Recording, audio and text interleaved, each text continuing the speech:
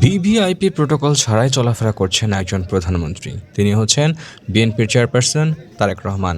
দর্শক, আজকে তারেক রহমান জাতীয় স্মৃতিসৌধে শ্রদ্ধা নিবেদনের পরে তিনি তার বাবা এবং মা, সাবেক প্রধানমন্ত্রী বেগম খালেদা জিয়া এবং সাবেক প্রেসিডেন্ট জিয়াউর রহমানের কাছে আসেন তাদের দোয়া নেওয়ার জন্য এবং ফুল দিয়ে তাদেরকে স্মরণ করেন।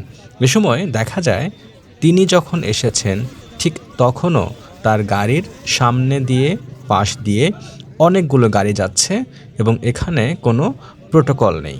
আমরা দেখেছি যে একজন প্রধানমন্ত্রী বা একজন প্রধান উপদেষ্টা যখন আসা যাওয়া করে বা চলাচল করে তখন সব রকমের যানবাহন এমনকি মানুষ চলাচলও বন্ধ করে দেওয়া হয়। কিন্তু আজকে দেখলাম একটা ভিন্ন ধরনের অভিজ্ঞতা।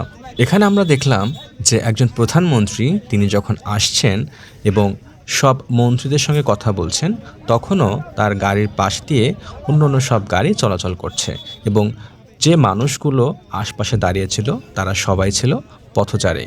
জনাব তারেক রহমানকে একবার দেখার জন্য তারা এখানে আসেন। আমরা দেখেছি তার গাড়ির সামনে যে এসএসএফ প্রোটোকল রয়েছে শুধু সেটিই রয়েছে, এছাড়া বাকি কোনো প্রোটোকল আমাদের চোখে পড়েনি। আপনারা নিশ্চয়ই দেখতে পাচ্ছেন তার গাড়ির পাশে সিএনজি দাঁড়িয়ে আছে।